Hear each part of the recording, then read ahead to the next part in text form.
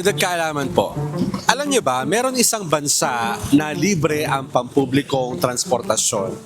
Libre ang bus, libre ang tren, libre lahat. Wala kang babayarang pamasahe, sasakay ka lang at bibiyahe. Saang bansa kaya yan? Sa Pilipinas, milyon-milyong Pilipino ang gumagastos araw-araw para lang makapasok sa trabaho o paaralan. Para sa maraming Pilipino, hindi maliit na bagay ang pamasahe. Bawas ito sa budget para sa pagkain, sa ipon, at sa iba pang pangangailangan ng pamilya. Pero may bansa na libre lahat ng pampublikong transportasyon. At ang bansang iyon ay ang Luxembourg.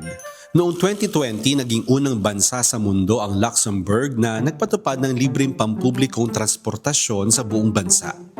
Layunin nitong mabawasan ang trapiko, mabawasan ang polusyon at gawing mas madali ang pagbiyahe ng mga mamamayan.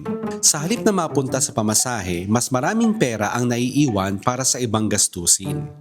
At bago mo sabihing, mayaman kasi sila, hindi naman naging maunlad ang isang bansa ng isang iglap. Ang mga serbisyong tinatamasa ng mga mamamayan ay resulta ng mga planong isinakatuparan sa loob ng maraming taon. Hindi aksidente ang maayos na sistema. Pinaplano ito, pinopondohan ito at pinapahalagahan ito. Hindi ibig sabihin na dapat gayahin agad ng Pilipinas ang eksaktong sistemang ito. Magkaiba ang ating sitwasyon. Pero ipinapakita nito na may mga bansang piniling gawing mas magaan ang buhay ng kanilang mga mamamayan. At posible pala yun.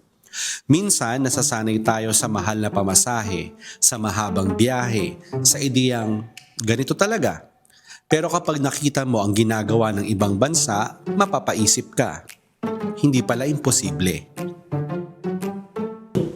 Kayo sa tingin nyo, deserve ba ng mga Pilipino ang mas maginhawang pagbiyahe? Sana may natutuhan kayo at laging tatandaan, mapalad po ang tao na nakakasumpong na karunungan at ang tao na nagtatamo ng kaunawaan.